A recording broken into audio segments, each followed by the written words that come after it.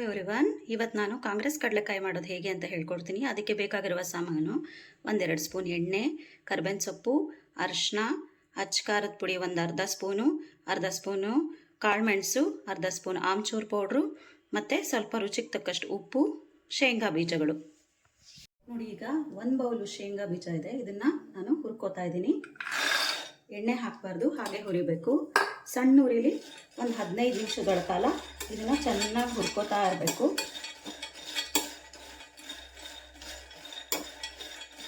ನೋಡಿ, ಇವಾಗ ಚಿಟ ಅಂತ ಇದೆ. ಈಗ ಇದನ್ನು ಒಂದು 2 ನಿಮಿಷ ಹುರ್ಕೊಂಡು ಇದನ್ನು ಇಳಿಸ್ಕೋಬೇಕು. ಮತ್ತು ಇದನ್ನು ಕೈಯಲ್ಲಿ ಚೆನ್ನಾಗಿ ಉಜ್ಜಿ ಇದ್ರ ಹೊಟ್ಟೆಲ್ಲ ತೆಕ್ಕೋಬೇಕು. ನೋಡಿ, ಎಣ್ಣೆ ಹಾಕ್ಕೋತಾ ಇದ್ದೀನಿ. ನೋಡಿ, ಕರ್ಬೇವಿನ ಸೊಪ್ಪು ಹಾಕ್ಕೋತಾ ಇದ್ದೀನಿ. ಇದನ್ನು ಚೆನ್ನಾಗಿ ಹುರ್ಕೊಂಡು ಇದು ಗರಿ ಆಗಬೇಕು. ಗರಿ ಆದಾಗ ಸ್ಟವ್ ಆಫ್ ಮಾಡ್ಕೊಂಡ್ಬಿಡ್ಬೇಕು. ನೋಡಿ, ಈಗ ಕರ್ಬೇವಿನ ಸೊಪ್ಪು ಆಗಿದೆ. ಈಗ ಸ್ಟವ್ ಆಫ್ ಮಾಡ್ಕೊಂಡಿದ್ದೀನಿ. ಈಗ ಅಚ್ಚ ಖಾರದ ಪುಡಿ ಒಂದು 3/4 ಚಮಚ ಹಾಕ್ಕೋತಾ ಇದ್ದೀನಿ ನಾನು. ಆಮೇಲೆ ಕಾಳು ಮೆಣಸಿನ ಪುಡಿ ಒಂದು ಅರ್ಧ ಚಮಚ, ಆಮ್ಚೂರು ಪೌಡ್ರು, ಮಾವಿನ ಪುಡಿ ಅಂತಲೂ ಹೇಳ್ತಾರೆ, ಅದನ್ನು ಒಂದು ಅರ್ಧ ಚಮಚ ಹಾಕ್ಕೋತಾ ಇದ್ದೀನಿ ನಾನು.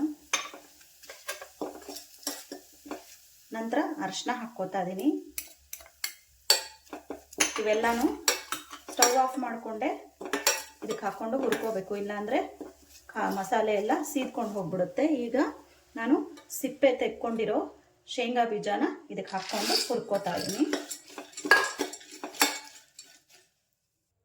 ಇಷ್ಟು ಹುರಿದಿದ್ದೀನಿ. ಈಗ ಇಂಗು ಹಾಕ್ಕೋತಾ ಇದ್ದೀನಿ. ಇದೊಂದು 1/4 ಚಮಚದಷ್ಟು ಹಾಕಿದ್ರೆ ಸಾಕು. ಇದನ್ನು ಕೂಡ ನಾನು ಮಿಕ್ಸ್ ಮಾಡ್ಕೋತಾ ಇದ್ದೀನಿ. ಈಗ ಅರ್ಧ ಚಮಚದಷ್ಟು ಉಪ್ಪು ಹಾಕ್ಕೋತಾ ಇದ್ದೀನಿ. ನಿಮಗೆ ಬೇಕು ಅಂದರೆ ಆಮೇಲೆ ರುಚಿ ನೋಡಿ ಸೇರಿಸ್ಕೋಬೋದು. ಎಲ್ಲ ಚೆನ್ನಾಗಿ ಮಿಕ್ಸ್ ಮಾಡ್ಕೋತಾ ಹಚ್ಚಿ ಮತ್ತೆ ಸ್ವಲ್ಪ ಇದನ್ನು ಹೀಗೆ ಫ್ರೈ ಮಾಡ್ಕೋಬೇಕು. 1-2 ನಿಮಿಷ ಹುರ್ಕೊಂಡ್ರೆ ಸಾಕು. ಈಗ ಉಪ್ಪು ಎಲ್ಲ ಹಾಕಿರ್ತೀವಲ್ಲ, ಇಂಗು ಉಪ್ಪು ಎಲ್ಲ ಚೆನ್ನಾಗಿ ಇದಕ್ಕೆ ಕೂಡ್ಕೋಬೇಕು.